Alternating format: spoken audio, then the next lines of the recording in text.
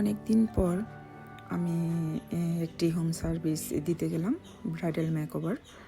সচরাচর এখন আর আমি হোম সার্ভিস দিই না, এটা সকলেই জানে। তো যাওয়ার আগে একটু একটু সুন্দর করে সেজেগুজে নিলাম, নয়তো খারাপ দেখা যায়। আর আমি সবসময় মাস্ক পরিনি যে জায়গায় যাই।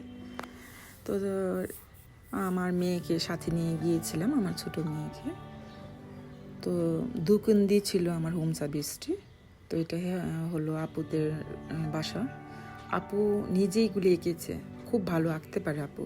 আর এটা জুয়েলারিটা ছিল আপুর, জুয়েলারিটা খুবই ভালো ছিল। শাড়ি মোটামুটি ছিল, ভালোই ছিল, কিন্তু দুপাট্টাটা তারা রেড কালার কিনেছিল, যার কারণে মনে হয় পাইনি। দুপাট্টাটা গোল্ডেন কালার হলো চলতো।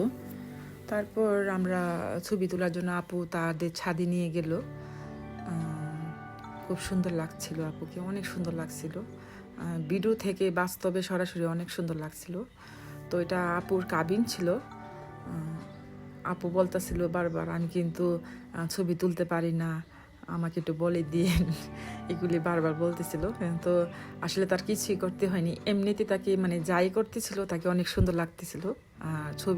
ছবি আমি চেষ্টা করছি তোলার জন্য, আমার ছবিতে এরকম ভালো হয় না, সাজটা সরাসরি যেরকম ভালো হয় কিন্তু ছবিতে তো এরকম ভালো হয় না। তো যাওয়ার বিদায় নিচ্ছিলাম যে চলে যাই, আপু ডাকছিল। এই অনেকখানি জায়গা হেঁটে আসার সময় হেঁটে আসলাম, অনেকখানি জায়গা যাওয়ার সময় মানে অনেকখানি জায়গা হেঁটে গেলাম। এখানে রিক্সা পাওয়া যায় না, কিছু করার নেই। সবাই ভালো থাকবেন, খুদা হাফেজ।